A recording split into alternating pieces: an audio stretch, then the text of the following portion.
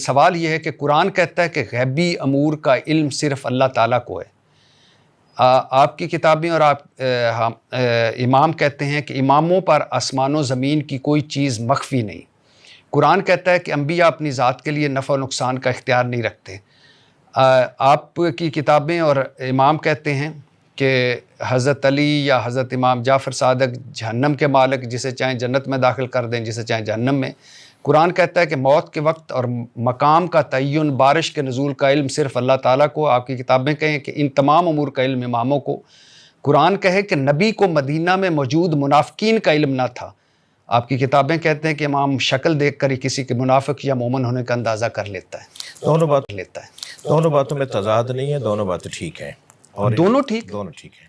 ان کو ہم اس طرح سے سمجھاتے ہیں اس بات کو کہ علم وہ غیب ہو یا ظاہر کا علم ہو، باطن کا علم ہو، دلوں کا علم ہو، انفس میں جو کچھ گزر رہا ہے، ذہنوں میں جو کچھ گزر رہا ہے، اسی طرح جتنی بھی آیات آپ نے پڑھی ہیں وہ اللہ کے عالم بالذات ہونے کے اوپر دلیل ہیں، اور جتنی بھی روایات آپ نے ائمہ اہل بیت کی پڑھی ہیں وہ ان کے عالم بالعطا ہونے پہ دلیل ہیں۔ یعنی ائمہ اہل بیت کے پاس جو کچھ ہے وہ اللہ کا عطا کردہ ہے، کیونکہ قرآن مجید میں جہاں غیب کے علم سے متعلق پروردگار عالم نے خبروں کے بارے میں فرمایا تو وہ غیب کی ہی خبریں ہیں۔ ذالک انباء الغیب نوحیہ الیک، یہ غیب کی خبریں جو ہے حبیب ہم نے آپ کے اوپر نازل کر دی۔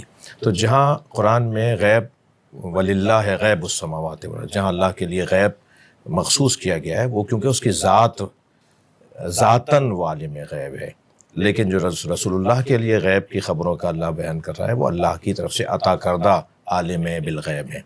ائمہ اہل بیت بھی اسی طرح سے، کیونکہ ہم نے کچھ دیر پہلے کی ایک گفتگو میں عرض کیا کہ مولا علی علیہ السلام نبی مکرم کی تمام صفات کو رکھتے ہیں، سرکار دو جہاں صلی اللہ علیہ وسلم کی، الا لا نبی بعدی، سوائے نبوت کے سارے کمالات رکھتے ہیں، وہ عصمت میں بھی، وہ علم میں بھی، وہ شجاعت میں بھی، وہ سخاوت میں بھی، تمام کمالات جو سرکار دو جہاں کے اندر ہیں، کیونکہ آپ نے اپنے آپ کو اور مولا علی کو ہارون اور حضرت موسیٰ سے تشبیہ دی ہے۔ وہاں کیونکہ دونوں نبی تھے تو نبی نے کہا صرف فرق یہ ہے کہ تم نبی نہیں ہو۔